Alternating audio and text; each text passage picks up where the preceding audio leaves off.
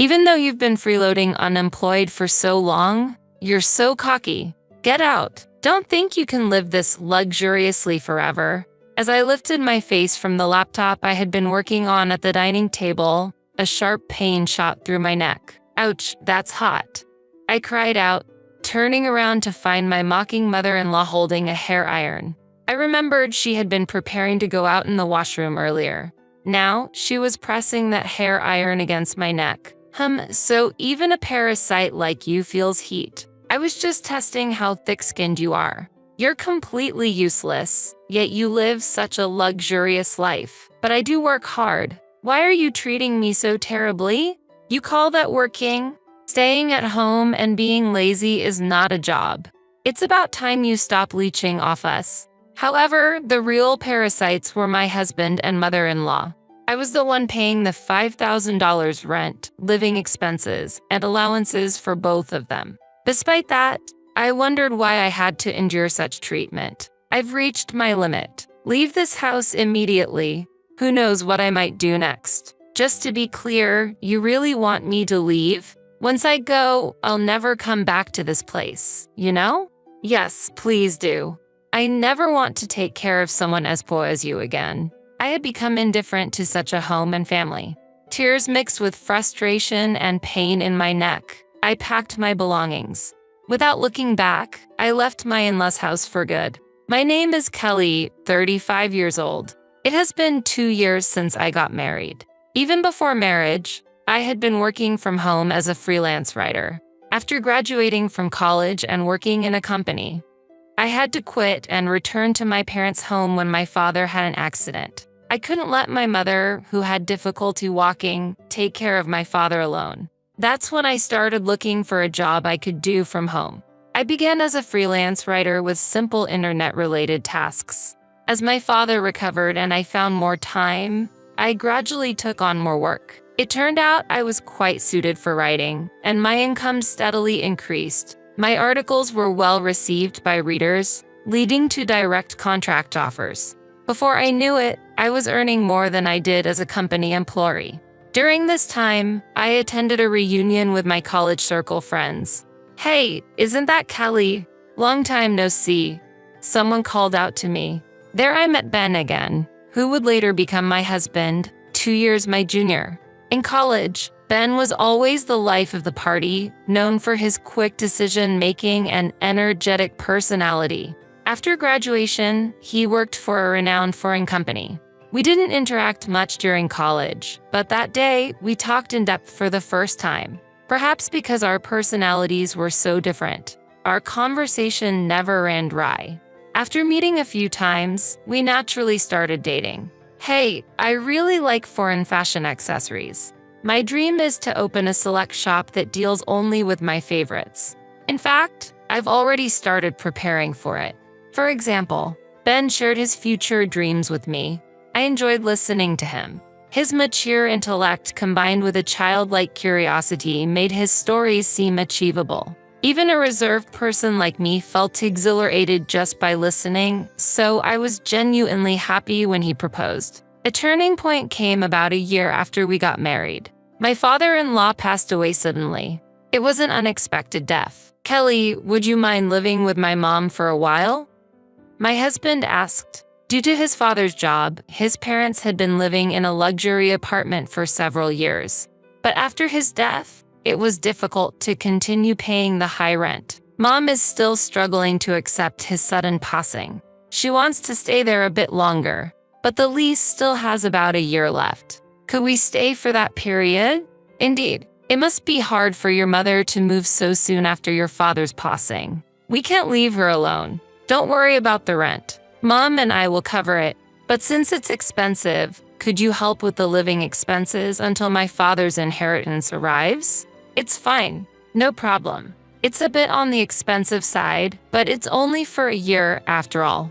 Even though I had no interest in fashion or luxury goods, I was intrigued by what the interior of a luxury apartment might look like. At that time, I underestimated what it would be like to live with my mother-in-law. Little did I know, it was the beginning of my hardships. From the first meeting, it was clear my mother-in-law didn't like me.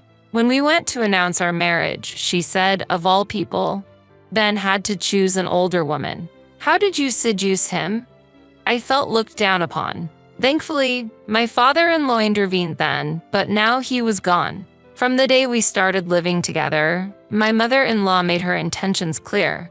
I still don't accept you as Ben's spouse. Hearing this, my spirit, already trying to support my tired mother-in-law, began to break. The next day, from my appearance to household chores, I continuously received petty complaints and sarcasm. Kelly, even if you're indoors, stop dressing so sloppily. Do you realize where you are?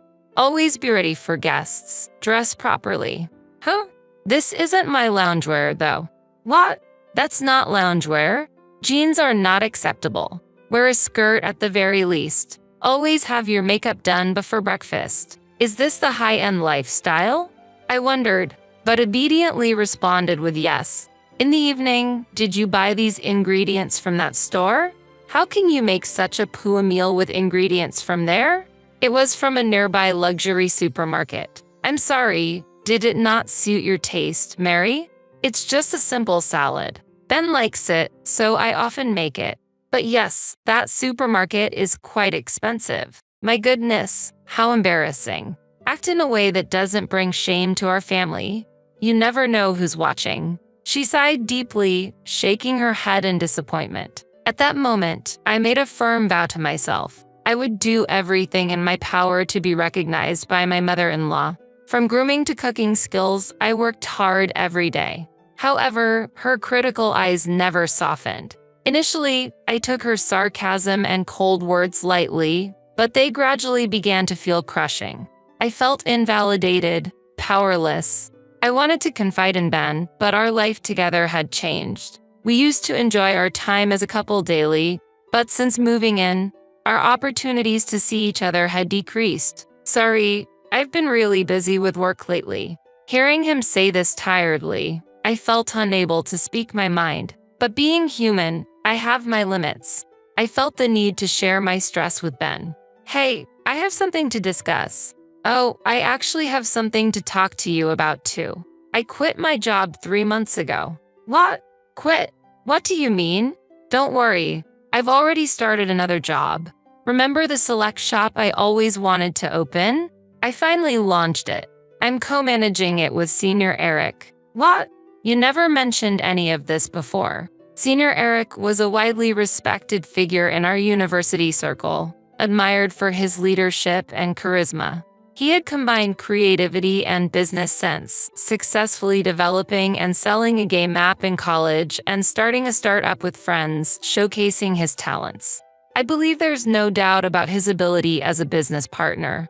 I had heard rumors of his recent success in web design. Ben, in his usual gentle tone but looking slightly guilty, said, I didn't want to worry your mom. I'll work harder from now on. Will you support me? I was moved by his words, yet hesitant. I'll support you. But it was then Ben brought up an unexpected request. Thanks. So, about the rent for this house, can you cover all of it? I felt a mix of surprise and confusion. What? But weren't you and your mother supposed to split the rent? It's impossible for me to pay it all by myself, especially since I'm already covering the living expenses. My heart was filled with anxiety. Ben looked at me earnestly and pleaded, Please, Kelly. This has always been my dream. It's taking longer than expected to turn a profit. That's why I want to invest more in advertising. I'll definitely get this business on track before we leave here. I need your help to do that. Moved by his passion and earnestness, I couldn't refuse. I could afford the rent with my income, and fortunately, we had some savings. More importantly, I had never forgotten the day I chose to marry him, sharing and empathizing with his dreams and passion. If you say so, I understand, but only until the lease on this rental ends. Also, I want to know more about the store you're running. Of course, thank you, Kelly, Ben said and showed me the website of his select shop. I was impressed by its charm. Is there anything I can help with? I offered, but Ben firmly declined. I want you to focus on your work. And please, don't tell my mother about this. I don't want to worry her unnecessarily. With this new development, thoughts of my mother-in-law completely left my mind. I wholeheartedly wanted to support Ben's business, but the amount I had to pay each month only increased. Gradually, managing the entire household budget, financially aiding my husband, and even giving an allowance to my mother-in-law became my responsibility. My only wish was for the rental contract to end quickly. "Kelly, could you put off your computer work for a bit and do some cleaning? Since you're staying here, you should be more proactive with the household chores," my mother-in-law said. I hurriedly replied, "Oh, I'm sorry, Mother. I'll start as soon as I finish this job." "This is your job. Enough excuses. Get it done quickly. We have guests coming this afternoon. After you're done cleaning, please leave the house." My relationship with my unaware mother-in-law remained unchanged over time. Since we started living together on days when she had guests, I always had to leave the house after finishing the cleaning. It seemed I was bothering her. Fortunately, I could work anywhere with my laptop, which was a small consolation. However, that day held a different outcome. When I returned home in the evening, my mother-in-law, looking satisfied, greeted me with "Welcome back. I tidied up your room." Confused, I rushed to my office. The room was indeed tidied, but rather my belongings were organized. I don't own many things, but in the center of the room were a large suitcase and 2 duffel bags. "What does this mean, Mother?" I asked. "This room was initially prepared for guests. I can't accept someone with your lack of housekeeping skills using it. If you want to use this room, you'll have to pay an appropriate fee. If you don't like that, leave immediately. Don't expect to live luxuriously here for free," she declared. I swallowed my words. Why must I endure such treatment? As I silently bowed my head, my mother-in-law said with satisfaction, "I'll say it again. I don't accept you as Ben's wife." With that, she huffed and returned to the living room. Tears welled up in my eyes from frustration. I tried to contact Ben, but he didn't answer his phone. After I messaged him about the incident, he replied, "Please bear with it a little longer." Unable to contain my anger, I poured out everything to Ben when he returned late at night. "Just hold on a little longer. I'm stressed with work too. Don't worry about my mother, it's just a bit more endurance," he said. "I'm paying the full rent, and now she wants me to pay for my room too. I can't tolerate her unreasonable demands any longer," I protested. After hearing this, Ben hurriedly tried to calm me. "I'm really sorry. I'll talk to her. Once we leave here, you won't have to see her again. Please, just bear with it for a little while longer," he pleaded. "Soon, and then I'll never have to see her again." Ben's words slightly eased my anger. The next day, Ben seemed to be talking to his mother before he left. We had breakfast together, but there were no usual sarcastic remarks from my mother-in-law. Since my room was tidied up, I decided to continue working at the dining table. "Are you leaving today?" At my mother-in-law's words, I looked up from my computer. Instantly, I felt a sharp pain in my neck. "Ouch, that's hot," I screamed, turning around to see my mother-in-law standing there with a smirk, holding a hair iron. "What are you doing?" I exclaimed. That was all I could say as I held my painful neck and rushed to get a cooling pack from the fridge. Thinking back, my mother-in-law had been getting ready to go out in the washroom earlier. She had used the hair iron she was holding against my neck. "Oh, so you can feel the heat too. I wanted to see how thick-skinned you are. Living such a luxurious life, yet so useless. I work hard too. Why would you do something so terrible? Working? You're just using your at-home job as an excuse to slack off. Nothing but an unemployed person. It's about time you consider our situation and become independent," said my mother-in-law. In reality, I was the one bearing the rent and living expenses. Yet, I couldn't understand why I was being treated this way. Before I knew it, I was glaring at her. "What's with that look? The look of a poor person. I've reached my limit. Leave this house immediately. Otherwise, I don't know what I'll do next. Am I really allowed to leave? I won't come back here ever again, you know? Yes, that's fine. I'm fed up with taking care of poor people like you." Filled with intense pain and disappointment, I cried as I packed my things. Since my mother-in-law had already organized my belongings the day before, it didn't take long. I no longer cared what happened to this house. I left my in-laws' home without looking back. After receiving treatment at the hospital, I went to my usual cafe to calm down. The spacious table arrangement and quiet environment were ideal for focusing on work. As I was contemplating whether to contact Ben, I was suddenly approached. "Kelly, is that you?" To my surprise, it was Senior Eric. "It's been a while. How's Ben doing?" "Senior Eric, long time no see. Ben is in your care.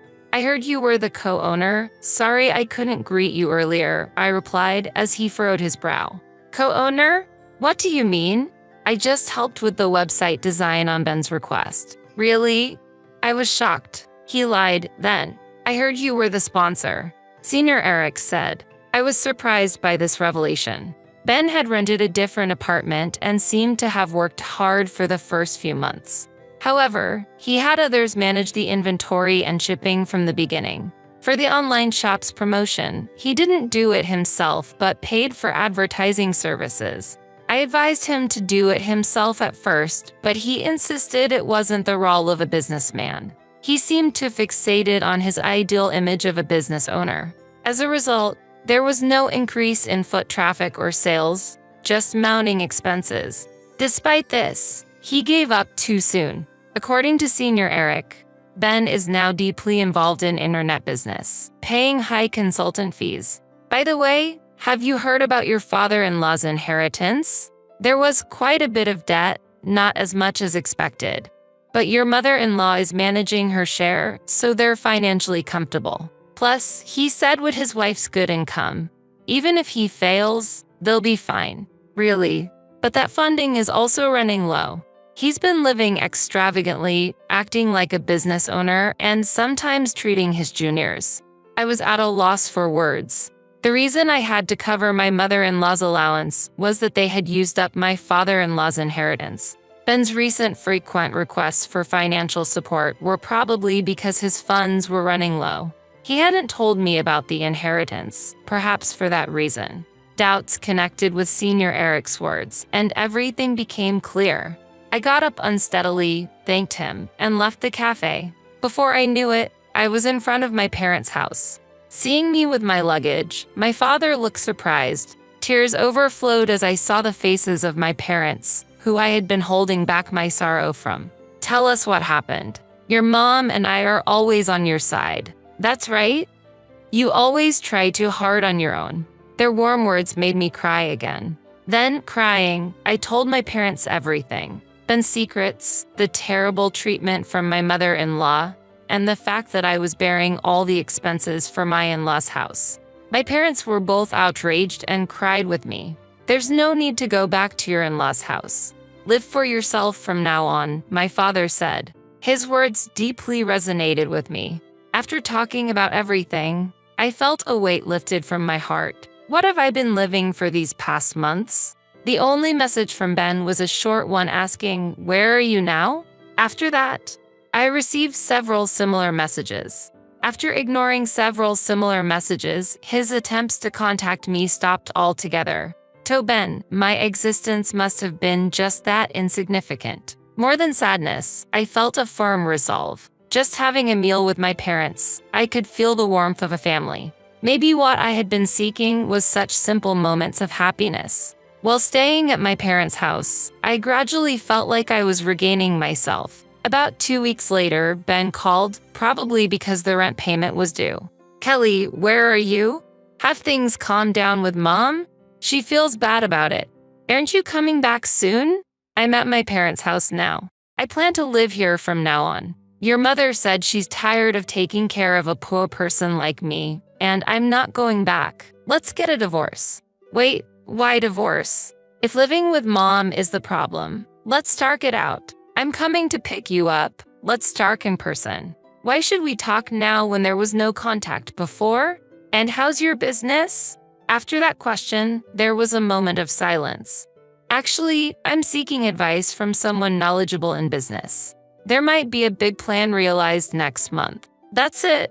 Let's go look for a new place to live before that." Ben said, "Don't change the subject. You haven't told me anything important. That's why I don't want to talk anymore. I'll write the divorce papers and send them to you, I said and hung up the phone. However, that night, Ben suddenly appeared at my parents' house. I talked to him through the gap in the door with the chain on. Kelly, please don't be mad. Let's go back. Mom feels bad about it. Come on, stop sulking. Sulking? I was kicked out of the house by your mother. Don't take it seriously. Not take it seriously. Did you know why I left the house? Your mother pressed a hot hair iron against my neck and burned me. I don't know what else might happen, and there's no way I can go back. I brushed back my hair to show him the burn mark on my neck. Did Mom really do that? I'm sorry, I didn't know. Why didn't you tell me? Mom told me it was just a simple fight. I'm really sorry. Are you okay? A simple fight? His flippant words made my anger boil over. I had planned to decide on a divorce without facing him, but my indignation overflowed. I felt the same anger towards both my husband and mother-in-law. I thought of blaming them thoroughly. The outrage in my heart seemed to burn. Anyway, I'm not coming back. You should go home too. I'll contact you again tomorrow. Really? Will you actually contact me? I can't accept a divorce without even discussing it. If you don't contact me, I'll come back tomorrow. Ben said this and left. I prepared and arranged to meet with Ben and my mother-in-law 3 days later in the afternoon. The place for the discussion was a cafe restaurant on the 30th floor of a luxury hotel. On the day, I dressed in a high-end brand dress, revealing my neck and styling my hair up. My mother-in-law looked displeased at the sight of me. Thank you for gathering today. I have reserved afternoon tea, so please enjoy it.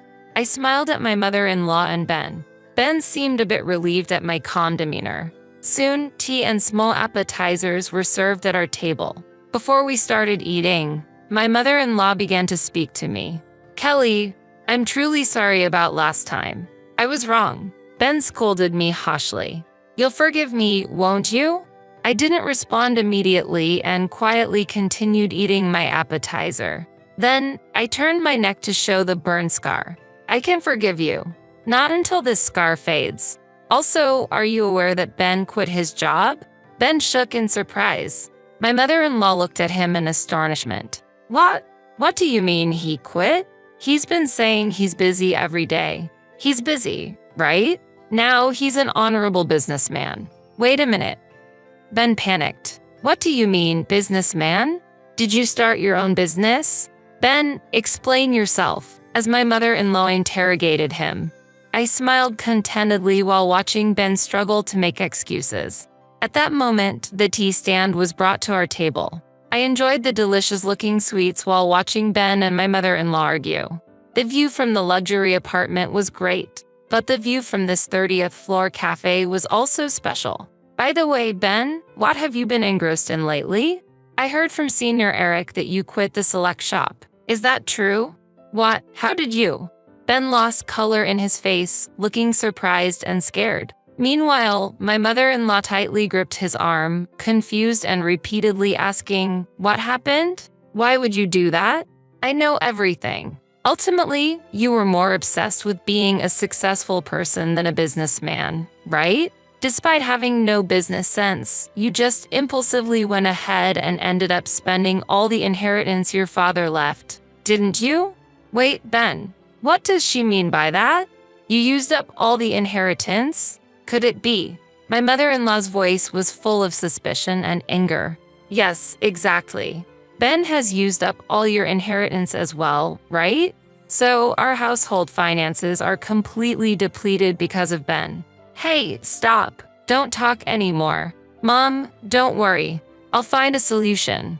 Ben was frantically trying to control the situation. My Ben I believed in betrayed me so much. My mother-in-law's voice was filled with despair, and she leaned back on the sofa in shock. Her expression was clouded with despair, and she seemed unable to say anything more. I continued speaking calmly while pretending to be unaware.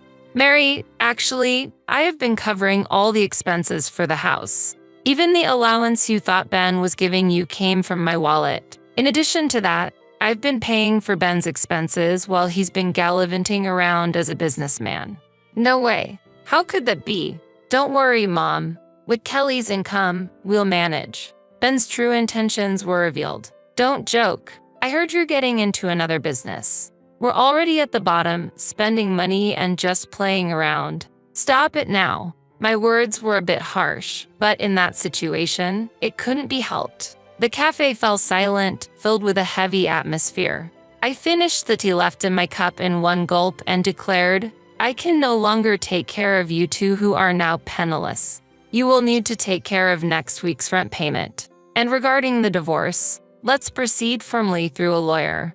As I stood up, I took out the divorce papers from my bag and placed them on the table.